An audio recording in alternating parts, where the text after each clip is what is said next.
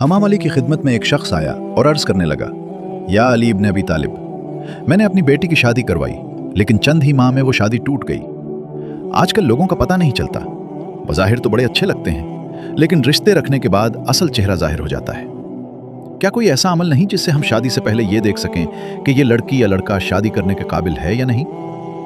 इस पर हजरत इमाम अली ने फरमाया, अगर तुम अपनी बेटी के लिए रिश्ता देख रहे हो तो तुम लड़के में ये देखो, जो लोग इससे मर्तबा में कम हैं, हैसियत में कम हैं, अगर उनकी इज्जत करता, उनका ख्याल रखता है तो समझ जाओ ये जिंदगी में एक अच्छा शौहर भी बनेगा और अपनी बीवी का भी ख्याल रखेगा। लेकिन अगर जो रुतबे में इससे बड़े हैं उनकी तो इज्जत कर रहा है, लेकिन जो मर्तबे में कम हैं उनका एहसास नहीं करता, तो समझ जाना कि ये इंसान तुम्हारी बेटी के लिए सही नहीं।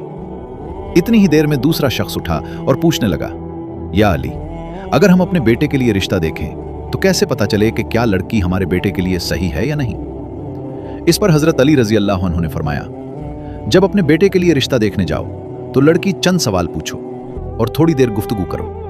अगर लड़की सिर्फ अपनी खूबियां बताती रहे और हर बात पे अपनी तारीफ करती रहे तो समझ जाना ये लड़की खुद पसंदी के दलदल में गिरफ्तार है। लेकिन अगर लड़की अपने घर वालों की बात करे, अपने वालिदैन की बात करे, तो वो लड़की आने वाले वक्त में किसी भी इंसान के लिए अच्छी बीवी साबित हो सकती है। और अगर कोई इंसान इन दोनों अमाल के बाद भी घबराने लगे और फैसला ना कर सके तो वो घर आके 27 मरतबा सूरह कौसर पढ़े और सो जाए।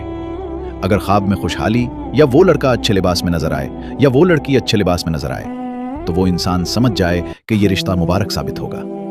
लेकिन अगर ख्वाब में आग या शैतानी मनाजिर या खून या उस लड़की या लड़के का खराब रूप देखे तो फिर वो रिश्ता बेहतर साबित नहीं होगा।